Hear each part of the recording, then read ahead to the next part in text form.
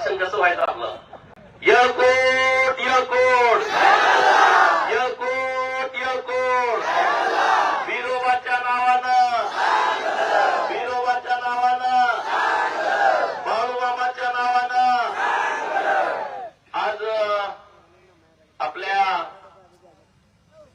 दक्षिण सोलापूर येथे धनगर जागर यात्रेच्या निमित्तानं व्यासपीठावरती उपस्थित माझे सहकारी माननीय शिवदाजी बिडकर, दुसरे सहकारी माननीय मौलीभाऊ हळणवार, माननीय प्राध्यापक सुभाष मस्के सर, माननीय अमोल बापू कारंडे, मोहोळ विधानसभा मतदारसंघाचे नेते भावी आमदार माननीय क्षीरसागर साहेब, माननीय शील सिद्ध महाराज, रेवण सिद्ध महाराज, श्री शिव सिद्ध महाराज, श्रीशैल मामा हत्तुरे, सतुवर सर, सुभाष पाटोळे, सचिन पडळकर, शिवाजी कांबळे, वनमाले सर, नागेश वाघमोडे, बापू मेटकरी, गुरुदेव सिंगारे, व्यासपीठावरती उपस्थित माझ्या मौली भगिनी आहेत, माता भगिनी आहेत, बरेच मान्यवर आहेत आणि तुम्ही सर्वजण महाराष्ट्रातल्या धनगरांचा प्रश्न निकाली लागला पाहिजे अशी भावना पुराशी बाळगून गेल्या अनेक वर्षांपासून शरणू अन्य माझा सहकारी आहे, भीमराव आहे, आता बरीच मान्यवर आहेत, नाराज होऊ नका, नावं घेतली नाही म्हणून, केपी पाटील आहेत माळशिरसहून. तर या आरक्षणाची अंमलबजावणी व्हावी म्हणून 1961 सालापासून आपल्या समाजातील नेतृत्व, समाजातील कार्यकर्ते आणि समाजातील लोक सातत्यानं प्रयत्न करतायत की आरक्षणाची अंमलबजावणी झाली पाहिजे. परंतु त्या काळामध्ये त्या सरकारांनी धनगर आरक्षण हा फार जटिल प्रश्न आहे, धनगर आरक्षणाला नवीन समावेश करता येत नाही, धनगर समाजाला आदिवासी जमातींचा विरोध आहे, असे अनेक नवीन कारणं काढून धनगर समाजाच्या आरक्षणाची अंमलबजावणी थांबवली. परंतु 2018ला आपण अखेरचा लढा धनगर आरक्षणाचा या राज्यभर राबवला आणि महाराष्ट्रातील सगळ्या तहसीलदारांच्याकडून माहितीच्या अधिकाराखाली धनगर नावाची जमात कोणी आहे का, त्यांनी दाखले घेतलेत का याची माहिती घेतली, जात पडताळणी समितीच्या प्रमुखांच्याकडून माहिती घेतली, जिल्ह्याच्या जिल्हाधिकाऱ्यांच्याकडून माहिती घेतली की जनगणनेमध्ये तुमच्याकडे धनगरांची संख्या नोंद आहे का. पहिल्यांदा एक असं आंदोलन उभं राहिलं जे कागदावरती अवलंबून होतं, कागदपत्री होतं, नाहीतर नुसती गर्दी गोळा केली, सरकारला विरोधात बोललं असं नाही, पूर्ण त्याचा अभ्यास करून ते आंदोलन उभं राहिलं आणि त्याचा शेवट असा झाला की राज्यामध्ये वारंवार सांगितलं जायचं तो धनगर आहे, धनगर नाही, धनगर आहे, धनगर नाही, रचं ट, धनगराचा शेवटचा र आणि धनगराचा शेवटचा ड. पवारांनी असं धोरण राबवलं, धनगरा कायम तुरड, धनगरा कायम तुरड, र आणि ड. आणि आता ते आपण संपून टाकलं. धनगराचा विषय देवेंद्रजी मुख्यमंत्री असताना आपण जे राज्यभर आंदोलन उभा केलं, त्या आंदोलनाचं एक फलित असं झालं की राज्य सरकारनं हायकोर्टामध्ये धनगर नावाची जमात राज्यात अस्तित्वात नाही, आहेत ते धनगर आहेत, हे जे आपलं भांडण अनेक वर्षापासून चालू होतं ते मिटलं. हे तुम्हाला सगळ्यांना माहित झालंय ना काय चाललंय आरक्षणात, माहित आहे की नाही, बघताय की नाही सगळं काय चाललंय. आपला जो लढा चालू आहे तो योग्य मार्गाने चालू आहे का कसा. आणि त्यामुळे आता टीव्हीवरती रोज कोण लोक येते, कोण मंत्रीमध्ये राजीनामा देतो, आम्ही धनगरांना आदिवासी घुसू देणार नाही. अरे हा कायदा आहे, आपण कायद्याच्या देशात राहतो, ज्या देशाची राज्यघटना डॉक्टर बाबासाहेब आंबेडकर साहेबांनी लिहिली आहे, संविधानाप्रमाणे हे देश चालतो, हे राज्य कायद्याप्रमाणे चालतं. कुठला तरी मंत्री बोलला, कुठला तरी आमदारानं विरोध केला, कुठल्या तरी खासदारांनी विरोध केला म्हणून असं कायदा चालत नाही. कायदा काय म्हणतोय की डॉक्टर बाबासाहेब आंबेडकर साहेबांनी या देशातल्या काही समूहांना एससी मध्ये आणि एसटी मध्ये आरक्षण दिलं. आरक्षण कशासाठी दिलंय. काही लोक म्हणतात की आरक्षण यांचं बंद करून टाका, आरक्षण असं करा, आरक्षण तसं करा. आरक्षण यासाठी दिलेलं आहे की या देशामध्ये काही पुढारलेले समाज आहेत, ज्यांच्याकडे जमिनी जास्त आहेत, ज्यांच्याकडे सत्ता आहे, ज्यांच्याकडे आमदारांची संख्या जास्त आहे, ज्यांच्याकडे खासदारांची संख्या जास्त आहे, ज्यांच्या घरात वारंवार सरकारमधलं मंत्रीपद येतं, वारंवार ते सत्तेमध्ये असतात, शुगर फॅक्टरीचे चेअरमन आहेत, बँकांचे चेअरमन आहेत, दूध संघाचे चेअरमन आहेत, दूध गिरण्या राज्य सरकारनं दिल्या त्याचे मालक पण काही ठराविक लोक आहेत, हे पुढारलेली लोक आहेत. आणि मग आमची संख्या इतकी मोठी असताना सुद्धा आम्ही आमदारकीचं आम्हाला पार्टी तिकीटच देत नाही. पार्टी तिकीट देताना काय म्हणते, तुम्ही निवडून येणार आहे का, सर्वे काय आला, अरे आमची 1 लाख मतं आली तरी आम्हाला जिल्हा परिषदचं तिकीट मिळत नाही, विधानसभा आणि लोकसभेचा तर विषयच लांब राहिला. आणि मग जिसकी जितनी संख्या भारी उसकी उतनी भागीदारी या तत्वावरती या महाराष्ट्रातल्या 2 कोटी धनगरांना कधी नाही मिळणार. आतापर्यंत महाराष्ट्रात 28 आमदार झाले आपले. किती झाले? 1960 पासून महाराष्ट्राची निर्मिती झाल्यापासून किती आमदार झाले? 28. अख्ख्या 2 कोटीचे. आणि या राज्यातली काही घरं आहेत, त्या घरात एकाच 5-5, 6-6 जण 60 पासून आमदार होते. 5 जण झाले, 6 जण झाले, 7 जण झाले एका घरात. कामगिरी सोडून द्या, मग तुम्ही का बंद करत नाही? का बंद करत नाही? करणार की नाही करणार? मी इकडे का आलोय, मला काही सोशल मीडियामध्ये कोण कोण आहे? हात वर करा. फेसबुक, ट्विटर, व्हॉट्सअप, अरे बरेच जण आहेत की. मग तुम्हाला लगेच माहित आहे, मी इकडे जागा यात्रा घोषित केली का ती पिल्लं सगळी बाहेर निघाली. अरे गोपीचंद एका बाजूला धनगर समाजाची केस न्यायालयात चालू आहे असं एका बाजूला म्हणतोय आणि दुसऱ्या बाजूला म्हणतोय की धनगरांची जागर यात्रा काढतोय. मी त्यांनाही सांगतो आणि तुम्हालाही सांगतो, या जागर यात्रेचं नियोजन काय? आपण 2 प्लाननं धनगरांच्या आरक्षणाची लढाई लढतोय. पहिला प्लान आहे न्यायालयीन लढाई, जी लढाई सातत्यानं आम्ही पाठपुरावा करतोय. आणि हे सरकार आल्याच्या नंतर मी किमान 30 बैठका माननीय देवेंद्रजी फडणवीस साहेबांच्या सोबत मधू शिंदे साहेबांना घेऊन केले. एक कार्यकर्ता म्हणून माझी जबाबदारी आहे की मी जबाबदारी पार पाडली आणि राज्य सरकारनं धनगरांच्या बाजूनं हायकोर्टामध्ये जे आपल्याला अपेक्षित आहेत की 3 ऍफिडेव्हिट आतापर्यंत दिलेत. एक दिलं 2019ला, दुसरं दिलं 2022ला आणि तिसरं दिलं 2023ला. त्या केसमध्ये कुंभकोणी सरकारी वकील साहेब आहेत, त्यांची नेमणूक व्हावी आपली मागणी होती. सरकारनं ती निकाल लागेपर्यंत नेमणूक करून दिली. आता विषय राहिला शेवटचा. हायकोर्टामध्ये सोमवारी आपली तारीख झाली. आज सोमवार आहे ना, मागच्या सोमवार मंगळवारी तारीख झाली. तर हायकोर्टाने धनगर समाजाच्या आरक्षणाची अंतिम सुनावणी 8 डिसेंबर, 11 डिसेंबर, 15 डिसेंबर 2023ला ठेवली आहे. म्हणजे आज मी बोलतोय ते 16 ऑक्टोबरला तुमच्या समोर बोलतोय. नोव्हेंबर आणि डिसेंबरच्या 16 तारखेला धनगरांच्या आरक्षणाची अंतिम सुनावणी पूर्ण झालेली असेल. म्हणजे डिसेंबरच्या शेवटच्या आठवड्यात हायकोर्टाने सांगितलंय की नाताळाची सुट्टी झाल्याच्या नंतर धनगर आरक्षणाचा निकाल आम्ही देणार. तो निकाल कारण 170च्या वर पुरावे आपण दिलेत. राज्य सरकारने जे काही धनगर राज्यात अस्तित्वात नाही ते लेखी लिहून दिलं, त्यामुळे तो विषय केला. आणि टाटा इन्स्टिट्यूट ऑफ सोशल सायन्सच्या सर्व्हेमध्ये महत्वाचं जे आलं ते धनगर समाज राज्यात अस्तित्वात नाही, आहे ते धनगर आहे. आपलं भांडण हेच होतं, रचड आता पूर्णपणे संपला. धनगराचा विषय आता कुणीच कधीच घ्यायचा नाही. धनगर आता पूर्णपणे मेलाय आणि त्याला मूठमाती देऊन सगळे कार्य पण झालेले आहेत. तो आता विषय तुम्ही डोक्यातून काढून टाका. नंबर 1. नंबर 2, काही लोक आता टीव्हीवरती बोलत आहेत की धनगरांना आम्ही समावेश होऊ देणार नाही. धनगरांचा समावेश झाला तर आम्ही अमका राजीनामा देऊ, फलाना राजीनामा देऊ. त्यांचं आमचं मुळीच भांडण नाही. विषय समजून घ्या. आदिवासी जमातीचं आणि आपलं काडी मात्र संबंध नाही. आपलं आणि त्यांचं कसलंही कुठलंही भांडण नाही. आदिवासी जमातीमध्ये आपण नव्यानं समावेश करा अशी आपली मागणी नाही. आमचं 1961 पासूनच आहे ते तुम्ही दाबून ठेवलंय. आमच्यावरती अन्याय केलाय, आमच्यावरती अत्याचार केलाय, आमच्या पिढ्या बर्बाद केले. त्या आरक्षणाची तुम्ही अंमलबजावणी करा ही आमची मागणी आहे.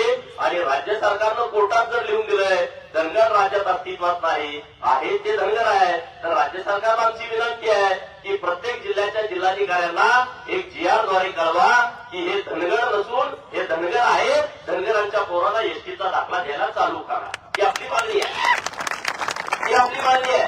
आणि म्हणून मी ठरवलं एक प्लान आहे तो न्यायालयीन लढाई. त्यात काय जर अपराध गडबड झाली थोडीफार इकडं तिकडं होणार नाही 1,00,000%. पण तरी आपण सावध आहोत ना. जर त्यामध्ये काही गडबड झाली तर रस्त्यावरची लढाई करण्यासाठी महाराष्ट्रातल्या धनगरांनी तयार राहावं. राहणार की नाही? मागचे हात वर करत नाहीत. कोण कोण तयार आहे? दोन्ही हात वर करा. दोन्ही अरे काय काय हात करत नाहीत. दोन्ही हात तयार. तुम्ही तयार आहे लढाईला. आणि ही लढाई जेव्हा आपण लढू, जेव्हा पूर्ण महाराष्ट्रातला धनगर एक मोठी जागा होईल, तेव्हा प्रस्थापितांना पळती भुई थोडी होईल. पळायला लागतील, ते धावायला लागतील. कारण त्याला भीती आहे. आमदार खासदार होणं सोपं आहे. आपल्या भोळ्यापणाचा, आपल्या भाबड्यापणाचा गैरफायदा घेणारी लोक आहेत. आपण मग हे आमच्या जवळचं आहे, किंवा आमच्या जवळचं आहे, ह्यो साहेब आहे, ह्यो दादा आहे, ती ताई आहे, ह्यातच आपलं आयुष्य गेलं. आयुष्याचं मात्र झालं. इंग्रजांनी काही अशी गुलामगिरी करण्यासाठी काही पदं निर्माण केली होती. त्यातली ही पद आहे साहेब, दादा आणि ताई. इतक्या मोठ्या प्रमाणात आपली लोकसंख्या आहे. अरे काय शुगर फॅक्टरी आहे तुमच्याकडं? कोण चेअरमन आहे? लय झाला तर वाईट चेअरमन. पंचायत समितीचा सभापती आपल्याला लय बरं वाटतं. आज त्याला खुरपं द्यायचा अधिकार राहिले नाही. सत्तेच्या विकेंद्रीकरणामध्ये सभापतींचे अधिकार कमी केले, सरपंचाला दिले. तुम्ही उद्या जाऊन सभापतींच्याकडे जाऊन बसा आणि तुम्ही मला एक खुरपं द्या म्हणा. त्यांना अधिकार नाही देत. मी त्याच्या पदावरती टीका करू चर्चेचा भाग नाही. आम्ही पंचायत समितीचे सदस्य झालो. कोण पुत्र विचारतं आपल्याला? पंचायत समिती सदस्याला ₹1 फंड नाही. मागच्या वेळेस देवेंद्रजींनी निर्णय केला. मग काय स्वीय निधी मिळतो 10-5 लाख रुपयाचा. 10 लाखात कुठलं काम होतं का? 10-12 गाव असतील एका पंचायत समिती घरामध्ये. त्यापेक्षा सरपंचाला पॉवर जास्त आहे. मग काय तुमच्या वाट्याला आलं? तुम्ही बघा. अरे म्हणजे याला काही टेन्शन नाही. मी किती जर याला टाकलं तर भेट नाही. ज्याला आम्हाला धनगराला एसटीचा दाखला द्या. पवारांनी काय दिलं? एसटी. अरे एसटी काय भानगड आहे? हे संविधानात तर नाही आहे. हे कुठल्या राज्यात, इतर देशात राज्यात कुठंच हे आरक्षण नाही. त्यांनी एक पिल्लू बाहेर काढलं. ओबीसीतनं 11% बाजूला केले आणि त्यांचं गट करून टाकलं. हे तुमचं, हे तुमचं, हे तुमचं. आम्हाला वाटलं लय बरं झालं. साहेबांनी लय मोठं काम केलं. अरे साहेबांनी वाटोळ करून टाकलं. एसटी यासाठी तुम्ही आम्ही सगळे एकत्रित येऊ. राज्य सरकारवरती आपण दबाव टाकू. सगळे ताकदीनं तुम्ही आरेवाडीच्या बिरोबाच्या बलामध्ये 22 तारखेला आपला दसरा मेळावा आहे. तुम्ही सगळे ताकदीनं या. याच्या अगोदर कोण कोण होता आरेवाडीला? आता यावेळेस कोण कोण येणार? अरे सगळे यावं लागेल. हजारोच्या संख्येने यावं लागेल. गेल्या वर्षी मी नुसतं म्हणलं 4 दिवस अगोदर आपला दसरा मेळावा. तिथं बसायला जागा नव्हती. मी रात्री ग्राउंड बघायला गेलो होतो. पण आता लाखोच्या संख्येनं लोक येणार आहेत. लाखोच्या संख्येनं. तुम्ही सगळ्या भागाच्या लोकांना निरोप द्या की कसल्याही परिस्थितीत आपल्याला जायचं आहे. 2 दिवस खूप महत्वाचे आहेत धनगरांच्यासाठी वर्षभरातले. एक 31 मे चौंडी अहिल्यादेवीची जयंती आणि दुसरा आरेवाडीचा बिरोबा घटस्थापनेच्या नंतर 7व्या दिवशी. हे 2 दिवस तुम्ही वेळ द्या आयुष्यातला, वर्षातला. बघा काय परिवर्तन होत आहे. एवढी ताकद नाही तर उसाला पाणी द्यायचं आहे, रानात हे आपलं रोजचं आहे. मेंढरानं चालू आहे, गुराकडे चालू आहे, धारा काढायचे आहेत. तिकडं मेवण्याचं लग्न आहे, मेवणी कुठं रुसून गेल्या त्याला समजून मागायला आणायचं आहे. सासरवाडीत कोंबडा कापला आहे, तिकडं बिरोबाला बकरं कापायला चालू आहे. हे आपलं रेग्युलर चालू आहे. ते चालू द्या. पण 2 दिवस हे ठरवून द्यायचे. काय जरी झालं तर या 2 दिवसामध्ये मी दुसरी डोकं जाणार नाही. बघा काय परिस्थिती होती महाराष्ट्रातली. जोपर्यंत तुम्ही विचारानं परिवर्तन तुमच्यात होत नाही तोपर्यंत तुमचा कोणीच बदल करू शकत नाही. म्हणून तुम्हाला माझी हात जोडून विनंती आहे की तुम्ही विचारानं परिवर्तन करण्यासाठी या 2 ठिकाणी वर्षाचं 2 दिवस तुम्ही आलं पाहिजे. हात जोडून तुम्हाला माझी विनंती आहे. दक्षिण सोलापूर, अक्कलकोट शहर, सोलापूरचं शहर, मंगळवेढा, सांगोला, बार्शी, करमाळा, माळशिरस या सगळ्या परिसरातल्या लोकांना सांगा मुंबईच्या की ताकदीनं तुम्ही आरेवाडीच्या दसरा मेळाव्याला या. आपल्याला कसल्याही परिस्थितीत आरक्षणाची अंमलबजावणी पाहिजे. त्यासाठी मी माझ्या आयुष्यातला सगळा वेळ आरक्षणासाठी द्यायला तयार आहे. मला दुसरं काय वैयक्तिक माझा हे नाही. वैयक्तिक माझा कुठला विषय नाही यामध्ये. मला पूर्ण वेळ आता आरक्षणावरती, दुसरं माझ्या डोक्यात काय नाही. तुम्ही मला सरकार आल्यापासून मी सातत्यानं पाठपुरावा करतोय आणि मग दोन्ही बाजूला लढाईचं ठरलं, एक न्यायालयीन लढाई आणि दुसरी रस्त्यावरची लढाई. तर मी आता गेल्या 4-5 दिवसापासून राज्यभर फिरतोय. फार नागपूर पासून सगळ्या 20 जिल्ह्यामध्ये आपल्या सभा झाल्या. लोकांचा खूप चांगला प्रतिसाद आहे. हा टप्पा आपला पहिलाय. दुसऱ्या टप्प्यामध्ये आपण आणखी बाकीच्या राहिलेल्या तालुक्यात जाण्याचा प्रयत्न करतोय. पण मी तुम्हाला आवर्जून सांगतो, विनंतीपूर्वक सांगतो, जे मागे घडलंय ते आता डोक्यातनं काढून टाका. इतिहास जर आपण मागचा विसरलो आपल्या महापुरुषांचा, तर आपण नव्यानं काही निर्माण करू शकत नाही. आपण इतिहास कुणाचा घेतला पाहिजे? सुभेदार मल्हारराव होळकरांचा. त्यांच्याकडून काय घेतलं पाहिजे? त्यांच्याकडून मुत्सदीपणा घेतला पाहिजे मल्हारराव होळकरांच्याकडून. पुण्यश्लोक अहिल्या देवीच्या चरित्रातून काय घेतलं पाहिजे? त्यांच्या चरित्रातून दूरदृष्टी आणि न्यायाची भूमिका आपण घेतली पाहिजे. आणि महाराजा यशवंतराव होळकर यांच्या आयुष्यातून संघर्षातून ताकद कशी तयार करायची, हे 3 गुण जर घेतले धनगराने, तर तुमच्या आयुष्यामध्ये तुम्हाला काहीच कमी पडणार नाही मित्रांनो, काहीच कमी पडणार नाही. आपण तर कुणाला अन्याय करणार नाही. आपली भूमिका ती नाही. आपल्याला अनेक समाज बघतायत की तुम्ही आम्हाला न्याय द्याल.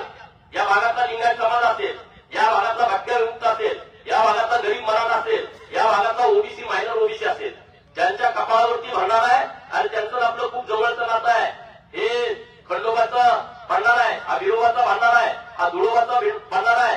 या भंडाऱ्यामध्ये प्रचंड मोठी ताकद आहे. या भंडाऱ्याच्या जोरावरती आपण सगळेजण एकत्र येऊ शकतो आणि एक मोठं राज्य प्रस्थापित करू शकतो. इतकी धमक त्या पिवळ्या भंडाऱ्यामध्ये आहे आणि तो भंडारा आपल्या सगळ्याच्या कपाळावरती आहे. आणि म्हणून माझ्या कपाळावरचा पिवळा भंडारा, मी तुम्हाला हेच सांगतो की मी आधी धनगर आहे आणि नंतर आमदार गोपीचंद पडळकर आहे. इतकी ताकद या भंडाऱ्यामध्ये आहे. आणि म्हणून तुम्हाला माझी गळगळीची विनंती आहे, धनगरांच्या आरक्षणाची लढाई अंतिम टप्प्यात आली आहे. घरात झोपू नका, रस्त्यावरती यायची तयारी ठेवा, लढायची तयारी ठेवा, या प्रस्थापितांच्या छातारावरती नाचायची तयारी ठेवा. एक दिवस सांगतो आणि तो दिवस जवळ आलाय की आपली जी गेल्या अनेक वर्षांची प्रतीक्षा आहे ती प्रतीक्षा संपणार आहे. या महाराष्ट्रातल्या धनगरांच्या हातामध्ये एसटीचा दाखला पडणार आहे. आणि जी लोक टीव्हीवरती विरोध करतायत त्या लोकांना पण माझं आव्हान आहे, कारण त्यांनी या महाराष्ट्रातल्या 45 आदिवासी जमातीपैकी 33 आदिवासी जमातींना आज मी इथं बोलतोय त्या क्षणापर्यंत एकाला सुद्धा एसटीचा दाखला दिला नाही. या महाराष्ट्रामध्ये 47 आदिवासी जमाती आहेत, त्यातल्या 2 आदिवासी जमाती नाही असं सरकारचं म्हणणं आहे. त्यातल्या 45 जमाती आहेत, त्यातल्या 12 जमाती ह्या 33 जमातीचं सुद्धा आरक्षण खात आहेत. 33 आदिवासी जमातीला अजून एसटीचा दाखलाच नाही. या राज्यामध्ये राज्य सरकारला माझं आव्हान आहे की जात पडताळणी समितीनं आदेश द्या आणि महाराष्ट्रातल्या किती एसटी समाजाच्या लोकांना एसटीचे दाखले दिलेत याची तुम्ही माहिती मागवा. आणि ती माहिती माझ्यामध्ये 5 लाखाच्या वर एकही एसटीचा दाखला आदिवासी मंत्रालयाकडून दिला गेला नाही, आदिवासी खात्याकडून दिला नाही. किती मोठा अन्याय बघा. नुसत्या धनगरावरती अन्याय नाही, आपल्या बरोबर आणि आपले 33 भाऊ आहेत जमाती, त्यांना सुद्धा एसटीचा दाखला मिळाला नाही. आणि म्हणून मी ठरवलं ही धनगर जागर यात्रा झाल्याच्या नंतर महाराष्ट्रातल्या अन्यायग्रस्त 33 आदिवासी जमातीच्या लोकांना एसटीचा दाखला मिळवून देण्यासाठी मी आरक्षणाला विरोध नाही, ही गोष्ट लक्षात ठेवा. ज्यांना वाटते ना धनगरांना विरोध करावा, त्यांना सुद्धा मी आपल्या मीडियाच्या माध्यमातून सांगतोय की त्या 33 जमातीचा धनगरांना पाठिंबा आहे आणि हे मी प्रत्यक्षात दाखवून देतो. त्या सगळ्या नेतृत्वाला बरोबर घेऊन येतो. त्यामुळं आदिवासीतून आपलं कसलंही कुठलंही भांडण नाही, कालही नव्हतं, आजही नाही आणि उद्याही नसणार आहे. आमचं भांडण या प्रस्थापितांशी होतं, आमचं भांडण कागदोपत्री निर्माण केलेल्या धनगराशी होतं. ते भांडण पूर्णपणे 2018-19ला भेटलाय. आता आम्हाला प्रतीक्षा आहे धनगराच्या पोराच्या हातात एसटीचा दाखला मिळणार आणि तो डिसेंबरच्या शेवटच्या आठवड्यामध्ये एक तर न्यायालयातून नसेल तर तो सरकारनं जीआरच्या माध्यमातून द्यावा. यासाठी महाराष्ट्रातल्या धनगरांनी लोकशाहीच्या माध्यमातून लढाईसाठी तयार व्हावं आणि जागरूक व्हावं. धनगरी ताकद काय आहे ती स्वतःला जाणून दिली पाहिजे. ही ताकद तुमच्यामध्ये आहे, मोठी ताकद तुमच्यामध्ये आहे, पण तुम्हाला त्याचं नेमकं कळणं झालंय. तुम्ही सरपंच पदात, तुम्ही सोसायटीच्या चेअरमन, उपसरपंच, व्हाईस चेअरमन, ग्रामपंचायतचं सदस्य, सोसायटीचा सदस्य यात गुंतून पडलाय. मारामाऱ्या, भांडण, चुलत भाऊ, मावस भाऊ, चुलता, पुतण्या याच्या पलीकडे आपली गाडीच जात नाही. ती आता सगळं तिथंच राहू द्या आणि व्यापक दृष्टिकोनातून जिथं कायदे केले जातात ते महाराष्ट्राची विधानसभा, जिथे कायदे केले जातात ते देशाची लोकसभा. अरे इथं जाण्याचा विचार करा ना. एक पण माणूस लोकसभेमध्ये नाही. महाराष्ट्राची